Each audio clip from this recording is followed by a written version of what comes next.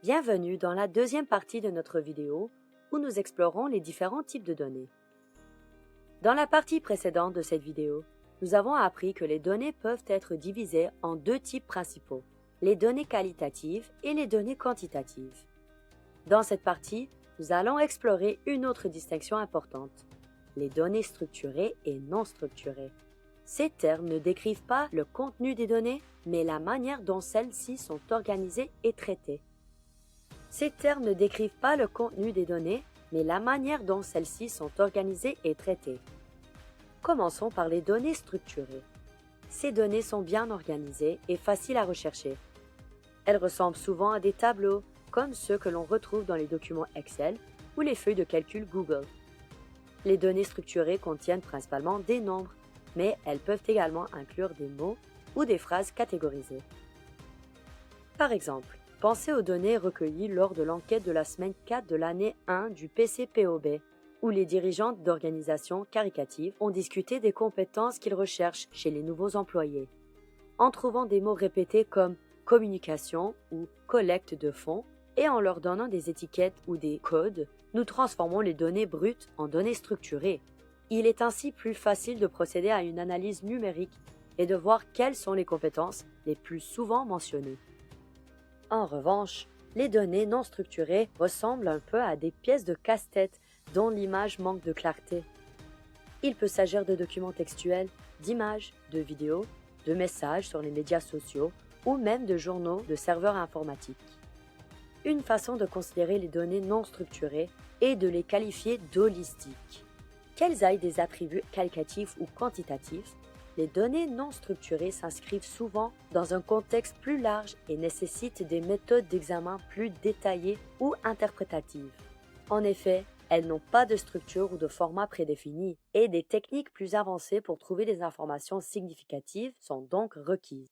Cependant, il est important de reconnaître que la distinction entre les données structurées et non structurées comporte certaines nuances. Les données semi-structurées, par exemple, se situent entre les deux. Les données semi-structurées ne s'intègrent pas parfaitement dans des structures régulières telles que les bases de données, mais elles présentent tout de même une certaine organisation. Pensez à un courriel. Il comporte des éléments structurés tels que A, 2, objet et date. Ces éléments lui confèrent un certain ordre, mais le corps du message n'est pas structuré. Il n'a pas de format défini. Il peut contenir du texte, des puces, des images ou des liens. Il s'agit donc d'un mélange des deux. Par essence, les données semi-structurées combinent des éléments structurés et non structurés, ce qui les rend généralement plus complexes à traiter. Pourquoi est-il important de connaître la différence entre les données structurées et non structurées? Le fait de savoir si les données sont structurées ou non permet d'orienter la manière dont elles sont analysées. Les données structurées se prêtent bien à l'analyse quantitative et au calcul simple, tandis que les données non structurées nécessitent des méthodes plus complexes, comme le traitement du langage naturel ou l'apprentissage automatique pour en extraire des informations. Comprendre le type de données nous aide à savoir comment les traiter. Les données structurées se stockent et s'extraient efficacement à l'aide de bases de données, tandis que les données non structurées posent davantage de problèmes en raison de la diversité de leur format. Les entreprises et les organisations prennent des décisions cruciales sur la base d'informations fondées sur des données. Les données structurées fournissent des mesures claires pour la prise de décision, tandis que les données non structurées peuvent fournir un contexte et des informations plus approfondies. Les règles de conformité peuvent être différentes pour les données structurées et non structurées. Il est important de connaître la différence pour assurer la confidentialité des données et le respect des normes juridiques. Comme les données continuent de croître et d'évoluer, il devient essentiel de comprendre la nature des données pour s'adapter et incorporer de nouvelles techniques et technologies. En résumé, connaître la différence entre les données structurées et non structurées permet de prendre des décisions éclairées, d'optimiser l'affectation des ressources et d'utiliser efficacement les données pour générer des idées et innover.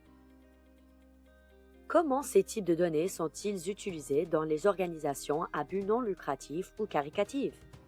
La compréhension des données structurées et non structurées peut aider les organisations à but non lucratif et les associations caricatives à mieux fonctionner et à prendre des décisions plus éclairées.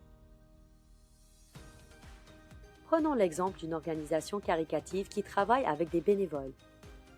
Elle dispose de données structurées contenant les noms des bénévoles, leurs coordonnées et leur disponibilité. Elle recueille également des données non structurées en demandant aux bénévoles les raisons de leur participation. Ce retour d'informations non structurées est précieux car il donne un portrait plus vaste des motivations et des préférences des bénévoles. Il peut aider à prédire qui pourrait faire un don à l'avenir en fonction de son engagement pour la cause ou à orienter les initiatives de recrutement et de fidélisation à l'avenir. Il est important d'évaluer les données collectées et leur forme afin d'éviter de collecter des données inutiles ou de ne pas les utiliser efficacement. C'est ce que les chercheurs appellent gaspillage des données. Les organisations doivent élaborer des stratégies pour exploiter pleinement le potentiel des données. En résumé, les données structurées et non structurées diffèrent dans la manière dont nous les organisons et les traitons. Comprendre cela permet aux organisations de gérer et d'analyser leurs données de manière efficace et de relever leurs défis avec plus d'efficacité.